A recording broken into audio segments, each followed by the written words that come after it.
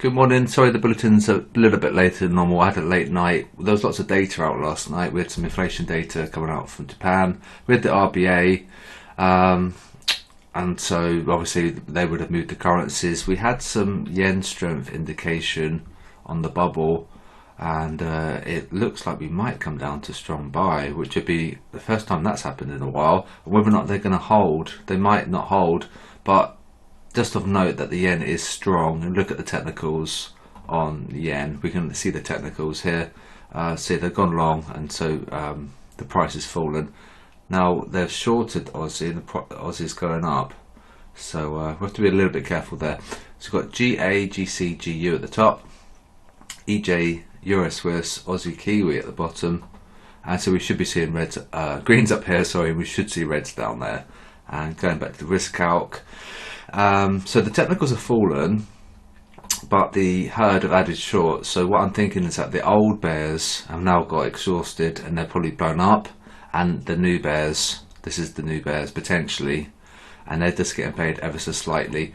Now normally if this sells red and we're green up here, I would buy the dip, but because we're so close to -20, I'm being really careful. If we're at -20, -21, -22, that's the most extreme it gets, because we have examined this over the last 3 years covering the COVID pandemic, and we were quite extreme prior to that risk event. So we've got to be careful at extremes. You don't want to be trading sentimental extremes, because you'll see like a knee-jerk reaction and reversal, especially when we've got things like this coming out as well. This credit rating cut to negative, so it's quite a big deal. So I think we could be a bit extreme, so I'd be careful about buying the dip. You know, normally it would be okay, but we're so close to -20, and like I say, -21, -22 is the most extreme we've ever seen it, and that just tells us that the herd are holding on, but I think the old bears are getting blown up, and this is potentially new bears, and these new bears are getting paid a little bit. Okay, so indices fell. The Russell did okay actually. The VIX rose, the 10-year Treasury rose, and also the dollar index did okay. So that's the QDB scores, and yeah, the robot I'll just show you.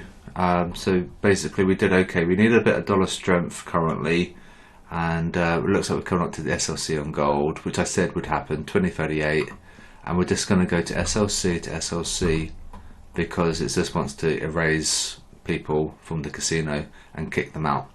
So once that's got targeted, I would target this and then look for a buy and then look for a sell, and it's just going to do this. It's going to eat up positions and it's going to stop people out. Hopefully you saw the video I made yesterday about the order book. I know there's no positions, orders, sorry, these are current positions, these are orders. There's nothing up here. No one's interested up here. I think they just got completely wiped out and obliterated. Yeah, so yeah, so it's quite ominous. There's no orders or stops up here, so there's no rationale justification to push price up here, because there's no one, it's not going to bully anybody, because no one's got any stops up there. They've got their stops here, closer, much closer to price. So up down, and horrible chop. But as long as you know where to target, and you want to see the targets using the SLC indicator from FX SSI, so the promo code's on this video, so have a look at that. The YouTube description, shall I say. Okay, so let's go have a look at the indices, and I'm a little bit tired because I stayed up quite late last night, but it's not too bad. So gold, we had the buy, so we can map a box. Now the caveat here is that they'll need to continue to sell, but if they're going to get stopped out up here, then we'll see, you know, a movement, a reaction here. Okay, right, so we're just going to get SLC to SLC, I think. Okay, so we're just going to chop really hard on gold. Looks like they're starting to go long slightly. If we get the SLC, it will impact the sentiment. So that's gold. Excuse me. And DAX is roller coaster, completely mega strong. So they, you know, they did enjoy a little bit of profit yesterday. 16,444. Yeah, they had like 50-point profit there, but you know, really we are strongly buy. we're quite screwed, skewed, shall I say, but the bears are screwed, and every time they sell it, they're quick to sell, sell, sell, and then once, you know, will they sell again? Probably, to be fair. And this is going to come down to support, so it'll be a nice buy opportunity at supports, okay? And yeah, perhaps that Chinese outlook by Moody's is going to impact the fundamentals. You know, I don't know why. It might impact DAX a little bit because of the trading partnership with China. But you know, we are strongly buy on the sentiment. So they've gone long. This is this risky sell from yesterday. We'd fallen quite a bit, and you know, that's the sell set up here. 4584 to, yeah, like 35 point move there on that, so we can create a box, and you see how it's they're quick to sell it.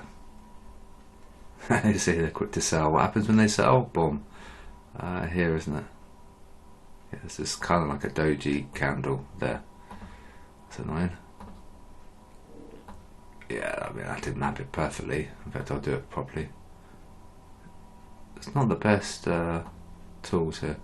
Anyway, you've got a box there, so you know that's the resistance because they've gone long, and so we saw price fall. Okay, and then Dow.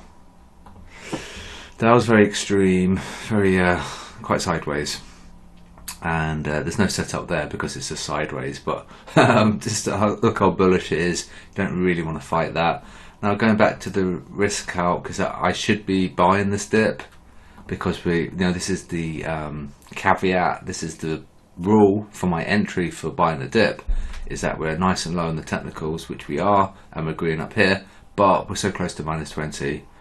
And if you know about the Pareto principle, there's a 20-80 rule that does apply to finance and sentiment. So I'm a bit worried about -20.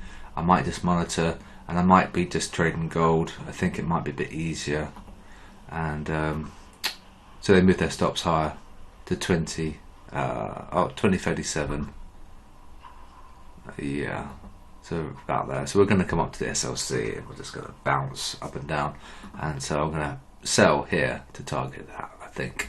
And that's today's video. So like I said, I'm a bit tired, but we did okay in the robot, and we need a bit of dollar strength, which we might see because of this potentially. Okay, and also don't forget we've got a strong yen as well there, so potentially we've got a strong dollar, CAD, yen, a weak euro, Kiwi, and Aussie.